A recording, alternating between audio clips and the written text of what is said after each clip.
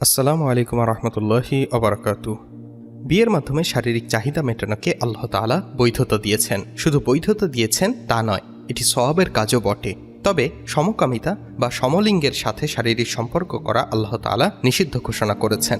শুধু নিষিদ্ধ ঘোষণা করেছেন তা নয়, এই সমকামিতা একটি বেহায়ামি, সেই সাথে একটি নির্লজ্জ কাজ। কোরআন সুন্নাহ অনুযায়ী যার শাস্তি ভয়াবহ। অনেকে প্রশ্ন করেছেন, সমকামিতা কি? সমকামিতা হচ্ছে একই লিঙ্গের সাথে শারীরিক সম্পর্ক করা। এই নির্লজ্জ কাজের জন্য আল্লাহ তাআলা এক জাতিকে আসমানি গজব নিয়ে একবারে ধ্বংস করে দিয়েছেন। আজ এই ভিডিওটিতে জানাবো সমকামিতার শাস্তি কি, আরও জানবো সমকামিতার কারণে মানুষ যে মানসিক রোগে আক্রান্ত হয় বা এই নির্লজ্জ কাজ থেকে ফিরে আসার উপায় কি। মানুষ অতি সম্মানী প্রাণী, সকল সৃষ্টি জগতের মধ্যে শ্রেষ্ঠত্বের অধিকারী। তাদের রয়েছে সুশৃঙ্খল ও পরিপাটি জীবন ব্যবস্থা। কুকুর, বিড়াল এবং অন্যান্য প্রাণীর মতো লাগামহীনভাবে যৌন চাহিদা নিবারণ সভ্য জীব নামে খ্যাত মানুষের জন্য নয়। এটি একটি মানব বিরোধী অপরাধ। মানুষ থেকে শুরু করে প্রাণীরাও যৌন চাহিদার খাতিরে বিপরীত লিঙ্গের দ্বারস্থ হয়, পূরণ করে নিজেদের যৌন কামনা। কিন্তু মানুষ তো দূরের কথা, কুকুর বিড়াল পর্যন্ত সমলিঙ্গের সাথে যৌনকর্মে অনীহা প্রকাশ করে। কেননা সমকামিতা মানব সমাজ ও চতুষ্পদ জন্তুর নিকট একটা ঘৃণিত কাজ। এর ক্ষতি ও অপকার সর্বজন স্বীকৃত। পবিত্র কোরআন ও হাদিসে সমকামিতা সম্পর্কে যা বলা হয়েছে তা নিম্নে উল্লেখ করা হলো। আল্লাহ তাআলা ইরশাদ করেছেন, স্মরণ করো লূতের কথা। তিনি তার কওমকে বলেছিলেন, তোমরা কেন অশ্লীল কাজ করছো, অথচ তার পরিণতির কথা তোমরা অবগত আছো। তোমরা কি কামতৃপ্তির জন্য নারীদের ছেড়ে পুরুষের উপগত হবে? তোমরা তো এক বর্বর সম্প্রদায়। উত্তরে তার কওম শুধু এই কথাটি বলেছিল, লূত পরিবারকে তোমাদের জনপদ থেকে বের করে দাও। এরা তো এমন লোক যারা শুধু পাক পবিত্র সাজতে চায়। অতঃপর তাকে ও তার পরিবারবর্গকে উদ্ধার করলাম তার স্ত্রী ছাড়া, কেননা তার জন্যে ধ্বংসপ্রাপ্তদের ভাগ্যই নির্ধারিত করেছিলাম। সূরা নামল আয়াত 54-57। আল্লাহ তাআলা অন্যত্র এরশাদ করেছেন, সারা জাহানের মানুষের মধ্যে তোমরাই কি পুরুষদের সাথে কুকর্ম করো এবং তোমাদের পালনকর্তা তোমাদের জন্য সঙ্গিনী হিসেবে যাদের সৃষ্টি করেছেন তাদেরকে বর্জন করো, বরং তোমরা সীমালঙ্ঘনকারী সম্প্রদায়। সূরা শুআরা আয়াত 165-166। এমনইভাবে হাদিস শরীফে এরশাদ হয়েছে, ইবনে আব্বাস রাদিয়াল্লাহু তাআলা আনহু থেকে রাসূল সাল্লাল্লাহু আলাইহি সাল্লাম বলেছেন, তোমরা যদি কাউকে পাও যে লূতের সম্প্রদায় যা করত তা করছে, তবে হত্যা করো যে করছে তাকে, আর যাকে করা হচ্ছে তাকেও। আবু দাউদ 38-4447। অন্য হাদিসে উল্লেখ হয়েছে, হযরত জাবির রাদিয়াল্লাহু তাআলা আনহু থেকে বর্ণিত, রাসূল সাল্লাল্লাহু আলাইহি সাল্লাম বলেছেন, আমি আমার কওমের জন্য সবচেয়ে বেশি যে জিনিসটি আশঙ্কা করি সেটা হলো লূতের কওম যা করেছে সেটা যদি কেউ করে। তিরমিজি 1457। সমকামীদের শাস্তি কি? হযরত ইবনে আব্বাস রাদিয়াল্লাহু তাআলা আনহু বলেন, অবিবাহিত কাউকে যদি সমকামিতায় পাওয়া যায় তাহলে তাকে পাথর মেরে হত্যা করতে হবে। আবু দাউদ 38-4448।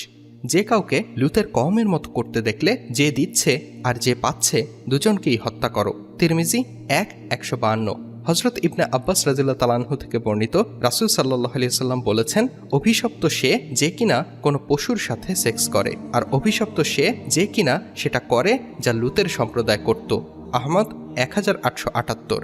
এছাড়াও হযরত ইবনে আব্বাস রাদিয়াল্লাহু তাআলা আনহু বলেন, আলী রাদিয়াল্লাহু তাআলা আনহু তার সময়ে দুজন সমকামীকে পুড়িয়ে দেন, আর আবু বকর রাদিয়াল্লাহু তাআলা আনহু তাদের ওপর দেয়াল ধসিয়ে দেন। মিশকাত শরীফ। সমকামিতার জন্য যে জাতি ধ্বংস হয়েছিল। শয়তানের প্রস্তাবিত বিভিন্ন মন্দকর্মের মধ্যে জঘন্যতম একটি মন্দকর্ম হল সমকামিতা। সমকামিতা কোনো নতুন বিষয় নয়। আল্লাহ তাআলা পবিত্র কোরআনে এই পাপাচারের আদি ইতিহাস সম্পর্কে একদিকে যেমন মানুষকে অবগত করেছেন, অন্যদিকে এই পাপাচারে লিপ্ত জনগোষ্ঠীকে তিনি কিভাবে আযাব দিয়ে দুনিয়া থেকে নিশ্চিহ্ন করেছেন সে সম্পর্কেও সবিস্তারে বর্ণনা দান করেছেন, যাতে আমরা শিক্ষা গ্রহণ করি। অর্থাৎ এটা এতই নোংরা পাপ যে অপরাধীরা এই শাস্তি দুনিয়াতেই পেয়েছিল।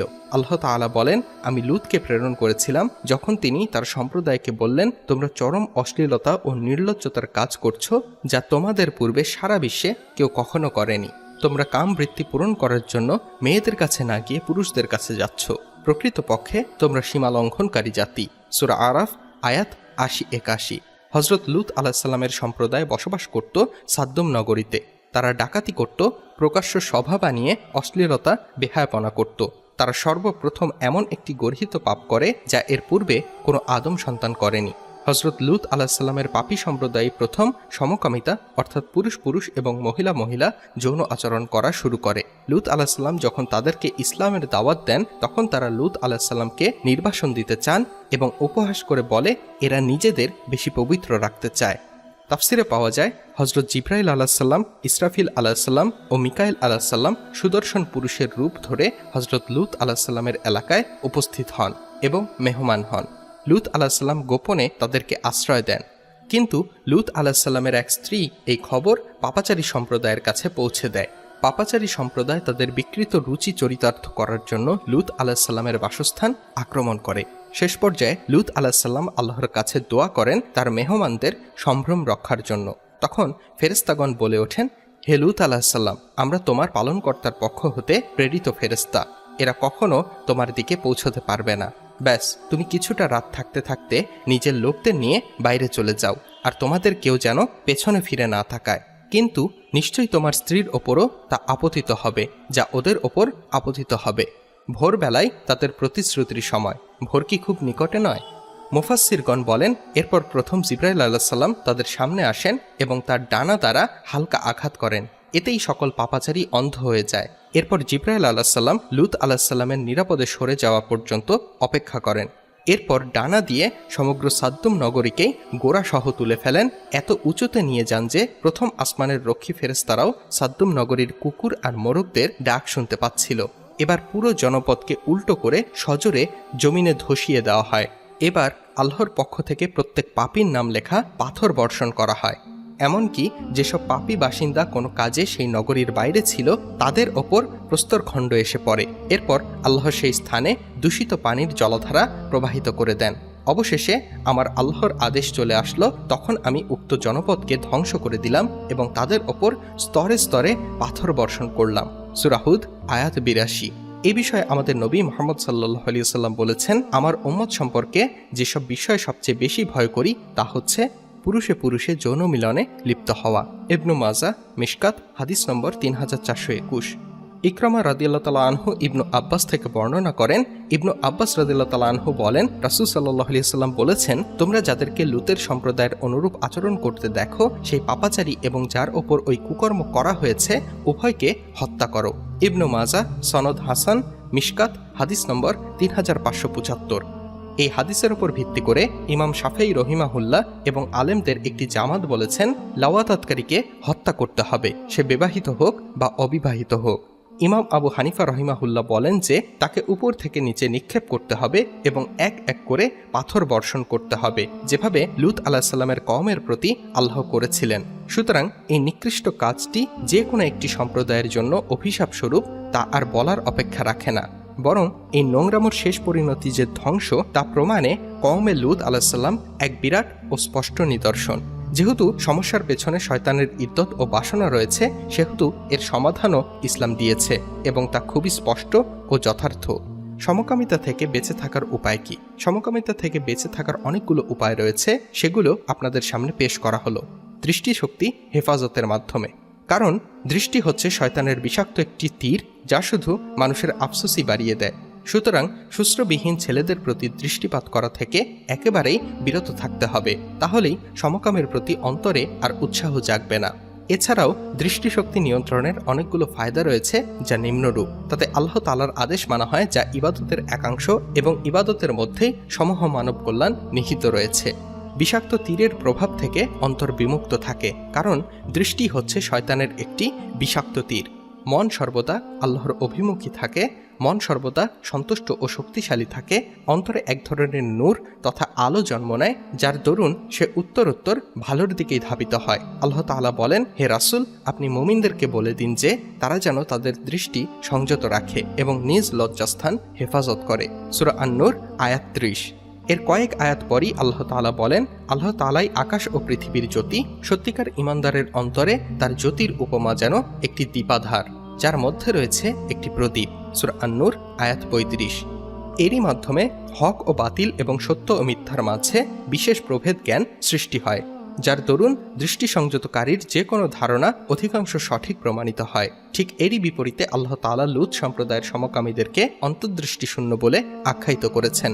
আল্লাহ তাআলা বলেন, আপনার জীবনের কসম, ওরা তো মত্ততায় বিমূঢ় হয়েছে তথা হিতাহিত জ্ঞান হারিয়ে ফেলেছে। সূরা আল হিজর আয়াত ৭২।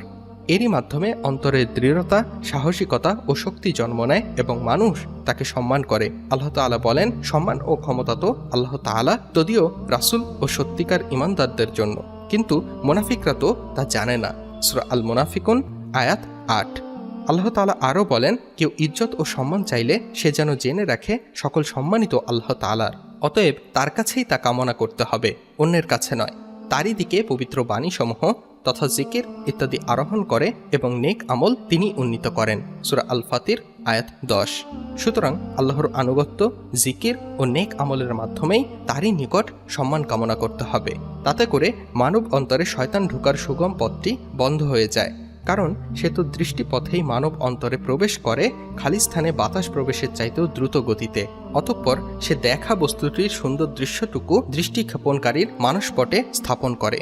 সে দৃষ্ট বস্তুটির মূর্তি এমনভাবে তৈরি করে যে অন্তর তখন তাকে নিয়েই ব্যস্ত হতে বাধ্য হয়। এরপর সে অন্তরকে অনেক ধরনের আশা ও অঙ্গীকার দিতে থাকে। সে অন্তরে উত্তরোত্তর কুপ্রবৃত্তির তাড়না জাগিয়ে তোলে, এমনকি সে মনের মাঝে উত্তেজনার আগুন জ্বালিয়ে দিয়ে তাতে বহু প্রকারের গুনাহের জ্বালানি ব্যবহার করে আরও উত্তপ্ত করতে থাকে। অতঃপর হৃদয়টি সেই উত্তপ্ত আগুনের লাগাতার পুড়তে থাকে।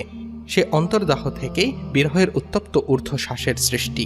এরই মাধ্যমে অন্তর সর্বদা মঙ্গলজনক কর্ম সম্পর্কে চিন্তা করার সুযোগ পায়। অবৈধ দৃষ্টিক্ষেপণে মানুষের সুযোগ থেকে বঞ্চিত থাকে। অন্তর গাফেল হয়ে যায়, প্রবৃত্তি পূজায় ধাবিত হয় এবং সকল ব্যাপারে এক ধরনের গোলযোগ সৃষ্টি হয়। এ কারণেই আল্লাহ তাআলা রাসূল সাল্লাল্লাহু আলাইহি ওয়াসাল্লামকে এ জাতীয় লোকদের আনুগত্য করতে নিষেধ করেছেন। আল্লাহ তাআলা বলেন, যার অন্তরকে আমরা আমার স্মরণে অমনোযোগী করে দিয়েছি এবং যে তার খেয়াল খুশির অনুসরণ করে, এমনকি যার কার্যকলাপ সীমাতিক্রম করেছে, আপনি তার আনুগত্য করবেন না। সূরা আল কাহাফ আয়াত 28। অন্তর ও দৃষ্টির মাঝে এমন এক সুগভীর সম্পর্ক রয়েছে যে একটি খারাপ হলে অন্যটি খারাপ হতে বাধ্য। এমনইভাবে একটি সুস্থ থাকলে অন্যটিও সুস্থ থাকতে বাধ্য। সুতরাং যে ব্যক্তি দৃষ্টিকে নিয়ন্ত্রণ করবে তার অন্তরও তারই নিয়ন্ত্রণে থাকবে। তা থেকে দূরে রাখে এমন বস্তু নিয়ে ব্যস্ততার মাধ্যমে, আর তা হচ্ছে আল্লাহ তাআলা সম্পর্কে অধিক ভয় বা অধিক ভালোবাসা। অর্থাৎ অন্যকে ভালোবাসার কারণে আল্লাহ তাআলার ভালোবাসা না পাওয়ার আশঙ্কা করা, অথবা আল্লাহ তাআলাকে এমনভাবে ভালোবাসা যে তিনি ভিন্ন অন্যকে আর ভালোবাসার সুযোগ না পাওয়া, যার ভালোবাসা আল্লাহ তাআলার ভালোবাসার অধীন নয়। কারণ এ কথা একেবারেই সত্য যে আল্লাহ তাআলা মানব অন্তরে জন্মগতভাবেই এমন এক শূন্যতা রেখে দিয়েছেন যা একমাত্র তারই ভালোবাসায় পরিপূর্ণ করতে পারে। সুতরাং কারোর অন্তর উক্ত ভালোবাসা থেকে খালি হলে তিনি ভিন্ন অন্যদের ভালোবাসা তার অন্তরে অবশ্যই জায়গা করে নিতে চাইবে। তবে কারোর মধ্যে নিম্নোক্ত দুটি গুণ থাকলেই সে উপরোক্ত ব্যবস্থা গ্রহণ করতে পারে, যা নিম্নরূপ: বিশুদ্ধ অন্তর্দৃষ্টি, যার মাধ্যমে সে প্রিয় অপ্রিয়ের স্তরসমূহের মধ্যে পার্থক্য করতে পারে। তখনই সে মূল্যবান বন্ধুকে পাওয়ার জন্য নিম্নমানের বন্ধুকে ছাড়তে পারবে এবং বড় বিপদ থেকে বাঁচার জন্য ছোট বিপদ মাথা পেতে মেনে নিতে পারবে। ধৈর্য ও দৃঢ় প্রতিজ্ঞা, যার ওপর নির্ভর করে সে উক্ত কর্মসমূহ আঞ্জাম দিতে পারবে। কারণ এমন লোক আছে যাদের মধ্যে প্রথমোক্ত গুণ রয়েছে, তবে সে তা বাস্তবায়ন করতে পারছে না তার দ্বিতীয় গুণটি না থাকার দরুন। সুতরাং কারোর মধ্যে আল্লাহ তাআলার ভালোবাসা এবং যার ভালোবাসা আল্লাহ তাআলার ভালোবাসার অধীন নয়, তার ভালোবাসা একত্র হতে পারে না। অন্য কথায়, যার মধ্যে আল্লাহ তাআলার ভালোবাসা নেই, সেই একমাত্র মহিলাদের অথবা শ্বশ্রুবিহীন ছেলেদের ভালোবাসায় মত্ত থাকতে পারে। উল্লেখিত বিষয়গুলো মেনে চললে হয়তো এই জঘন্য ও নির্লজ্জ পাপ সমকামিতা থেকে আল্লাহ সুবহানাহু ওয়া তাআলা আমাদেরকে বাঁচিয়ে দেবেন। আর যদি নিজেদের খেয়াল খুশি মতো জীবন পরিচালনা করে এমন জঘন্য ও নির্লজ্জ পাপের সাগরে নিজেকে ডুবিয়ে রাখি, তাহলে হযরত লূত আলাইহিস সালামের সম্প্রদায়ের মতো আমাদের ওপরও আসমানের গজব নাজিল হয়ে যাবে খুব শীঘ্রই। আল্লাহ সুবহানাহু ওয়া তাআলা এই বেহায়াপনা থেকে আমাদের সকলকে বেঁচে থাকার তৌফিক দান করুন, আমিন। ভিডিওটি ভালো লাগলে শেয়ার করার অনুরোধ রইল। আল্লাহ হাফেজ।